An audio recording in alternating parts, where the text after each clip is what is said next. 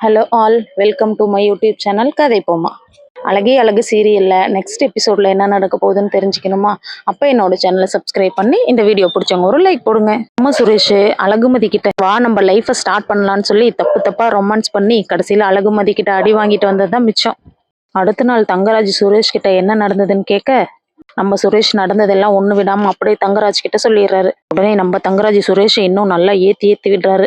நீ ஒன்றும் கவலைப்படாதடா சுரேஷ், அதெல்லாம் பொண்ணுங்க ஃபர்ஸ்ட் அப்படி இப்படி தான் இருப்பாங்க, அதெல்லாம் போக போக சரியாயிடும். நான் என்னதான் இருந்தாலும் உன்னை இந்த அளவுக்கு அசிங்கப்படுத்தி இருக்க கூடாதுன்னு வச்சான் அப்படின்னு தங்கராஜ் பேச பேச சுரேஷ்க்கு இன்னும் மதி மேல கோவம் அதிகம் தான் ஆகுது. இப்படி பேசிட்டு இருக்கும் போது தான் மதி அங்கேருந்து காலேஜுக்கு ரெடி ஆகி காலேஜுக்கு போகிறதுக்கு அங்கேருந்து வெளியே வராங்க. பார்த்து நம்ம தங்கராஜ் மதி கிட்ட கேட்குறாரு, எங்கம்மா கிளம்பிட்ட இந்த டைமுக்கு அப்படின்னு கேட்க, மதி உடனே காலேஜுக்கு கிளம்பிட்டான்னு சொல்ல ரேவதி அங்கேருந்து வராங்க. நான் 2 நாள் லீவ் எடுத்துக்கோ, காலேஜ் போவேணான்னு தாங்க சொன்னேன். மதி தான் இல்லை நான் கிளம்புறேன்னு சொல்கிறா. தங்கராஜ் சொல்கிறாங்க, ஏம்மா இன்னைக்கு காலேஜ் போயே ஆகணுமா என்ன? இப்போதான் ஃபேமிலியில் அப்படி இப்படின்னு ஆகி ஒரு சண்டைலாம் முடிஞ்சிருக்கு, அப்படியே ஜாலியாக நீயும் சுரேஷும் வெளியெல்லாம் போயிட்டு வரலாம்ல அப்படின்னு மதிக்கிட்ட சொல்ல, உடனே மதி இருந்துக்கிட்டு ஆல்ரெடி 2 நாள் லீவ் போட்டாச்சு, நான் இன்னைக்கு காலேஜ் போயே ஆகணும் அப்படின்னு சொல்லிட்டு மதி பாட்டு கிளம்பிடுறாங்க. வெளியே போயிட்டு சுரேஷை சைடில் திரும்பி திரும்பி பார்த்துட்டே போகிறாங்க நம்ம மதி. சுரேஷ் சொல்கிறாங்க, அவளாம் யாருக்கும் அடங்க மாட்டாமம்மா, பேசிகிட்டு இருக்கும்போதே எப்படி அவள் பாட்டுக்கு போகிறா பார்த்தீங்களா, இதுதான் நான் அப்போவே சொன்னேன் இதெல்லாம் வேண்டான்னு சுரேஷ் சொல்ல, உடனே தங்கராஜ் இருந்துக்கிட்டு, இப்படி பண்ணுறதுக்கெல்லாம் காரணம் என்ன தெரியுமா, ஒரே ஒரு விஷயந்தான், அவளோட வேலைக்கு போகிறனால தான் நம்மளை நாமே பார்த்துக்க முடியும், தேவையானதை எல்லாமே நம்மளாலே பண்ணிக்க முடியும்னு அவளுக்குள்ளேயே ஒரு கர்வம் இருக்குடா மச்சான்.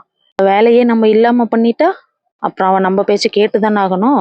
அந்த வேலை இல்லைன்னா அவன் நம்ம வழிக்கு தானா வந்துருவா சுரேஷ் அப்படின்னு தங்கராஜ் சொல்ல, உடனே சுரேஷ் இருந்துக்கிட்டு, இதுக்கும் என்னமாம்மா சம்மந்தம் இருக்கு, ஊர்ல படிச்ச பொண்ணுங்க வேலைக்கு போறவங்க எல்லாம் இப்படியா பண்ணிட்டு இருக்காங்க, இவ சரியில்லைங்கம்மா அப்படின்னு சொல்ல, உடனே தங்கராஜ் சொல்றாங்க, இல்லடா சுரேஷ் உனக்கு ஒன்றும் தெரியல, நான் சொல்ற மாதிரி மட்டும் பண்ணு, அப்புறம் என்ன நடக்குதுன்னு நீயே பார் சொல்ல, ஐயோ வேணாமாம்மா, இனிமேல் நான் அவகிட்ட போனா அவ என்னைய கொன்னாலும் கொன்னு போட்டுருவா, அவளுக்கும் நமக்கும் செட்டே ஆகாத, ஆளை விடுங்க அப்படின்னு சொல்லிட்டு சுரேஷும் கிளம்பிடுறாங்க. உடனே நம்ம தொங்கராஜ் என்ன பண்ணலான்னு உட்காந்து யோசிச்சு நம்ம மதியோட வேலையை எப்படியாவது இல்லாத பண்ணணும்னு நினச்சி யாருக்கோ கால் பண்ணுறாங்க. யாருமே ஃபோன் எடுக்கல. கடைசியில் மதியோட காலேஜுக்கே போகிறாங்க. நேராக பிரின்ஸிபல் ரூம்குள்ளே போயிட்டு, எங்களோட குடும்ப சூழ்நிலை காரணமாக மதி இனிமேல் வேலைக்கு வரமாட்டா, வேலைக்கு வர்றதுனால எங்கள் ஃபேமிலியில் நிறைய ப்ராப்ளம்ஸ் வருது, ஆனால் அவள் சொன்னாலும் கேட்க மாட்டா சார், அதனால் நீங்கள் தான் எப்படியாவது அவகிட்ட சொல்லி அவளை ஜாபை ரிசைன் பண்ண வைக்கணும் அப்படின்னு பிரின்ஸிபல் கிட்ட பேச, பிரின்ஸிபல் உடனே சொல்கிறாரு, இல்லை சார் மதி ரொம்ப நல்ல பொண்ணு, அவள் எங்கள் காலேஜுக்காக ரொம்ப ஒர்க் பண்ணியிருக்கா, அவள் ஃபேமிலி விஷயத்தை எப்பவுமே இங்கே கொண்டுட்டு வந்து காட்டினதே இல்லையே, நீங்கள் சொல்கிற சில்லி ரீசனுக்காகலாம் மதி அப்படிலாம் வேலையை விட்டு தூக்கிட முடியாது சார், அப்படி போக வில்லிங்க இருந்தால் மதி தான் வந்து ரிசைன் பண்ணணும், மதிக்கு வில்லிங்க இல்லைன்னா அவங்கள வந்து ரெசிக்னேஷன் லெட்டர் கொடுக்க சொல்லுங்கள், அதுக்கப்புறம் பார்ப்போம் அப்படின்னு பிரின்ஸிபல் சொல்ல, தங்கராஜ் சொல்கிறாங்க, சார் நாங்கள் எவ்வளோ தூரம் சொல்லி பார்த்துட்டோம், அவள் கேட்குற மாதிரி இல்லை சார், நீங்கள் தான் கொஞ்சம் பார்த்து ஏதாவது பண்ணணும் அப்படின்னு சொல்ல, பிரின்ஸிபல் சொல்கிறாரு, சார் ஒரு நல்ல ஸ்டாஃப் எந்த ஒரு ரீசனும் இல்லாமல் அங்கே எப்படி திடீர்னு தூக்க முடியும், நீங்கள் எதுவாக இருந்தாலும் மதிக்கிட்டே பேசிக்கோங்க, உங்கள் ஃபேமிலியில் ப்ராப்ளம்னா நீங்கள் தான் பார்த்துக்கணும், நீங்கள் கிளம்புங்க சார் அப்படின்னு பிரின்ஸிபல் தங்கராஜ் மூஞ்சில் அடிச்ச மாதிரி நச்சுன்னு சொல்லி விட்டுறாரு. தங்கராஜ் உடனே எதுவுமே பேச முடியாமல் அந்த இடத்த விட்டு எழுந்திரிச்சு கிளம்பிடுறாரு. இந்த சைடு பார்த்தா மதி நம்மளுடைய வேலை பெர்மனன்ட் ஆகிறத பற்றி அவங்க ஸ்டாஃப்ஸ் கிட்டலாம் சந்தோஷமாக பேசிகிட்டு இருக்காங்க.